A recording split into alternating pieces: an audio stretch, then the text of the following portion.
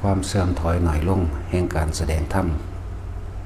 ขององค์สมเด็จพระสัมมาสัมพุทธเจ้าย่อมไม่มีและก็พระพุทธเจ้าแสดงธรรมเฉพาะที่เป็นจริงเฉพาะที่พระองค์ได้รู้ได้เห็นมาตามความเป็นจริงทั้งนั้นแหละตราบใดที่ยังมีคนฟังคนที่พยายามปฏิบัติตามโดยจำกัดหมู่สัตว์จำพวก3อย่างคือเนยยะนี่ยังพ่อ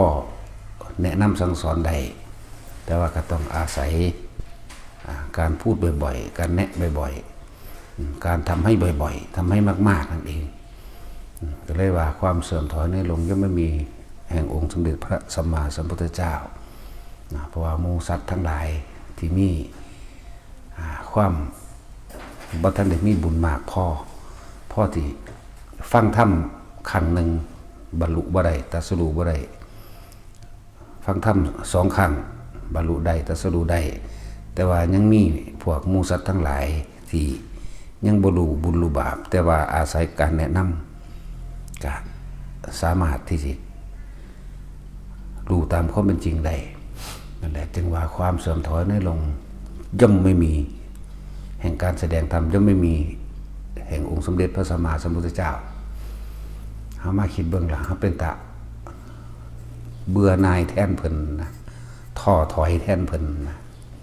ที่เพิ่นเอาความจริงออกมาเว้านี่ล้วนแล้วแต่เป็นสิ่งที่เพิ่นได้ประสบมาแล้วสละชีวิตตัวเองมาแล้ว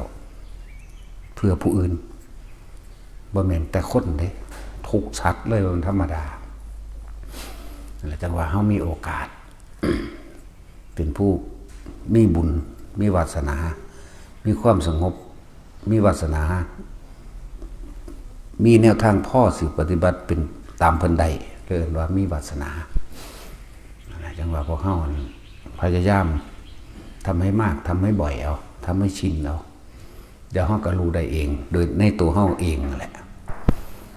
จังว่าสิ่งใดที่บ่เป็นไปตามญาณหมายถึงความรู้ตามความเป็นจริงเพิ่นสิบ่นำออกมาแสดงแต่สิ่งใดที่บ่เป็นประโยชน์เอื้อเฟื้อต่อหมู่มนุษย์เทวดาเพิ่นก็บ่นำออกมาแสดงคำว่าพุทธภูมิธรรมพุทธรู้พุทธแปลว่ารู้ตามความรู้จริงแล้วก็ตื่นรู้แล้วเบิกบานพร้อมภูมิหมายถึงสิ่งที่พระองค์รู้มาทั้งเบิดนั่นแหละธรรมคือความเป็นจริงพุทธภูมิธรรมนี่อันใดควรอันใดบ่ควรบ่แม่นว่าเหมือนกันกับความเมตตาความเมตตาบุคคลที่ควรเมตตาเพราะสามารถที่จะปฏิบัติตามใดแต่ว่าอาศัยการพูดบ่อยพูดมากหรือย้ำเพื่อให้เขาเกิดความเข้าใจและความเสื่อมถอยในลงแห่งการแสดงธรรมย่อมไม่มีแด่องค์สมเด็จพระสัมมาสัมพุทธเจ้าทุกพระองค์ก็เพิ่นก็เลยต้องเมื่อยแน่อันนี้ควรแปลว่าควรที่จะให้ความรู้ถึงจะเหนื่อยก็ช่างมันตรงนี้อันนึงสิ่งที่ผู้บุคคลที่ปะทะปรมะไม่ควรนี่ต้องถอยต้องเรียกว่าฆ่าหรือตัดออกประหารก็คือตัดออกประหารก็คือฆ่าบ่ควรให้ความรู้เพราะเสียเวลาทั้งเสียเวลาทั้งจะเป็นการเพิ่มบาปให้กับพวกเขาเองอย่างว่านักรบมีสู้มีถอยมีตั้งรับเด้นี่จึงบอกว่าอันไหนควรอันไหนไม่ควรสมควรสู้แต่ว่าอันใดที่ไม่สมควรสู้กำลังหน่อยผู้มีประเทศเพียงพร่ำบ่สู้ต้องถอยสมควรสู้กำลังหน่อยแต่ว่าได้เปรียบเชิงยุทธวิธีสู้ในจังหวะพุทธภูมิธรรมเป็นแบบนี้ อันใดสิควรถอยอันใดควรสู้ควรอภัยกับอภัยแต่จริงอภัยทุกอย่างแหละคำว่าอภัยคือว่าบ่ควรเก็บมาใส่ใจเสียเวลาเฮ็ดให้หนักอกหนักใจซื่อเสียเวลากับสัตว์อื่นเขาว่าเมตตาบ่แม่นว่าสิเมตตาไปเบิดโดยบ่ได้คำนึงว่าควรหรือบ่ควรโทษหรือประโยชน์เขาจักได้ รับประโยชน์หรือบ่จากใดเด้กรุณาก็คือซอยเหลือ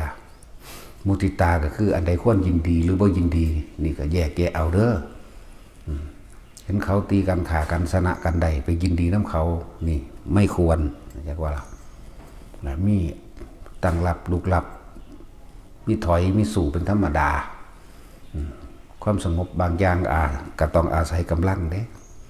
นั่นแหละพวกปะทะปรมะบ่ได้รู้อันใดเป็นคุณอันใดเป็นโทษเป็นประโยชน์ต่อโลกแม้คุณกับตนเองกับบ่มีโทษก็มีแต่โทษกับตนเองอย่างสิพวกปะทะปรมะคือคนพ่านเอาซะชัดๆสมควรประหารก็ประหารสมควรฆ่าก็ฆ่าได้หมดนะแต่ความสงบบางอย่างกับว่าอาจสามารถสิใส่ถ้อยคำว่าอาจจะใส่เหตุผลในความประสานสมานมิตรได้จังว่าหลายๆอย่างเขาต้องอาศัยการได้ยินได้ฟังธรรมะที่เพิ่นนำออกมาแสดงแต่บ่แม่นว่าย่านตะบาปย่านตะบาปยังก็ย่านตะบาปนี่นะนั่นแหละมีเสือเข้ามาคบกัดสัตว์ในบ้านกินคนเล็กๆเล็กน้อยจึงสิแต่สิไปฆ่าเสือก็ย่านตะบาปย่านตะบาปมันควรบ่ล่ะนั่นแหละนี่เป็นตัวอย่างหนึ่งบุคคลใดเป็นคนพาลทำลายคนหมู่มากที่ต้องการความสงบสุขจังสิแต่ว่าคนนั้นเป็นคนพาลสมควรฆ่าโมเมนต์ที่ไปย่านตะบาปสมควรขับออกเนี่ยแต่ว่ามีเมตตาเป็นที่ตั้งเด้ขับออกไล่หนีนี่เพราะเมตตาก็มีพออยู่ต่อไปเขาจะสร้างโทษให้กับตัวเองมากแล้วก็เกิดความโกลาหลวุ่นวายในหมู่คณะพร้อมเป็นโทษกับผู้อื่นแต่ที่จริงแล้วโทษทั้งหมดร่วมใส่ตนผู้นั้นแหละร่วมใส่เจ้าของเองผู้มันเหตุสมควรขับออกเพราะเมตตาจึงกรุณาไล่หนีจังซี่ฆ่าเพราะเมตตาประหัตประหารเพราะเมตตาพออยู่ต่อไปสิสร้างโทษยิ่งนักก็เก่าจังซี่อย่างตาเฮาเทียบแล้วบุคคลที่กำลังทำร้ายมารดาบิดาตลอดทั้งผู้มีพระคุณปู่ย่าตายายหรือคนที่สร้างประโยชน์ต่อโลกไปทำลายเขานี่เฮาสมควรฆ่าเด้แต่ก็ล่ะประหัตประหารออกบ่แม่นยานตะบาปนะแต่ว่าพยายามให้ความรู้แต่ละคนอันใดควรอันใดบ่ควรนะได้ฆ่าเพราะเมตตาขับหนีเพราะเมตตาเพราะเขาสิเข้าใจมันลึกซึ้งเด้ว่าแม่นเขาเป็นคนดีไล่หนีเด้หรือฆ่าประหัตประหารออกเด้ม้าที่ฝึกไม่ได้ก็จงประหารเสียจังซี่พุทธเจ้าเพิ่นเทียบด้วยคำว่าจังซี่หมายถึงว่าควรทิ้งเสียควรขับออกเสียแต่ว่าประหารเฮามันแปลว่าฆ่าตัดข้อสิแปลว่าจังซั่นก็ได้โดยมนุษย์สำหรับพระแล้วเพิ่นคือขับออกไล่หนีสำหรับคนที่รู้จักว่าได้เป็นโทษได้เป็นประโยชน์สมควรประหารกับประหารสาระตัวเองนั่นแหละต้องบอกว่าเฮาบ่แม่นว่าเฮาเว้าย้ำๆอยู่เรื่อยๆคนที่ปฏิบัติธรรมก็ต้องการความสงบสุขสันติต้องการสันติบทคือถึงที่สุดแห่งพระนิพพานแปลว่าสันติบทคนปฏิบัติธรรมแต่เราก็ไม่ยอมให้ใครมาทำร้ายเราเหมือนกันขับออกไล่ออกประหารเพราะเมตตาเพราะกรุณานั่นแหละเขาสิฟังขอความนี้เข้าใจเด้อฟังให้มันเข้าใจฟังให้มันแยกแยะมันออกคนที่บ่มีประโยชน์ต่อโลกจักเชื่อว่าหยังนั่นนะเพราะว่าเสือที่มันเข้าไปกัดสัตว์เลี้ยงในบ้านมั่งกัดกินคนในบ้านมั่งถ้าขามันตายแล้วคนในบ้านก็สงบสุขเสือตัวนั้นก็บ่ได้สร้างกรรมต่อไปคนพาลคนนั้นก็บ่ได้สร้างกรรมต่อไปเป็นประโยชน์ต่อเขาเองเขาต้องไปสดใส่กรรมของเขาเบิดไปแล้วกลับขึ้นจังเฮ็ดจังกลับขึ้นมาเฮ็ดใหม่ถ้าอยู่ตนต่อไปมันสิหลายโพดมันกำลังขาได้50%กำลังทำลายได้50%ขาหรือขับออกไปก่อนเนี่ยก่อนที่มันจะทำเต็ม 100% นั่นแหละเอิ้นว่าเมตตาและกรุณาไปพร้อมเลยมุทิตาบ่เอาคือเฮาบ่ยินดีกับประเภทนี้ บ่เฮาบ่รวมยินดี แต่ว่าทำด้วยอุเบกขาพร้อมยากอยู่เด้เนาะแต่ก็บ่ยากนะแต่ผู้เฒ่าคือพุทธภูมิธรรมแล้วเป็นเรื่องบ่ยากเป็นเรื่องว่างๆเป็นเรื่องสบายๆสายตาหลายอย่างที่เป็นหยังพระพุทธเจ้าจึงให้พวกเฮาโดยเพิ่นบอกโดยการมสูตรนั่นแหละอย่าเชื่อเพราะได้ยินได้ฟังสืบต่อกันมาอย่าเชื่อเพราะสายตาที่มองเห็นอย่าเชื่อเพราะบุคคลนั้นสมควรเชื่ออย่าเชื่อเพราะทำสืบต่อกันมาโดยประเภทนี้นะอย่าเชื่อเพราะบุคคลผู้นั้นเป็นครูอาจารย์ของเราโอ้มันธรรมดาเด้อย่าเชื่อเพราะการคาดคะเนเหตุผลดนเดาสรุปเอาโดยตนเองตันกะต่างๆอย่าเชื่อแม้ว่าเราตถาคตว่าเป็นครูของเธอคำนี้คือเป็นคำที่ให้พวกเขาพิสูจน์เอาเองเด้บ่แม่นให้เชื่อคนที่เชื่อมักไม่ทำคนที่เชื่อมักคาดคะเนและดนเดาเอาคนที่เชื่อมักพูดสืบต่อตามความไม่เป็นจริง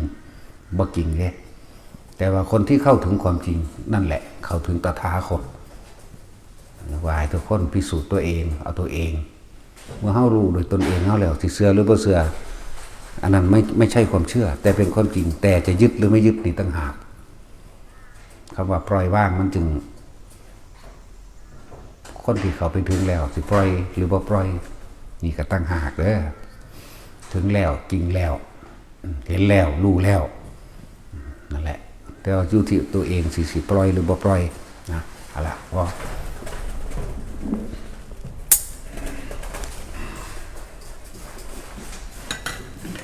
ยะถาวะริวหาปุราปริปุเรนติสาคารังเทวะเมวะอิโตทินังเปตานังอุปกัปปติ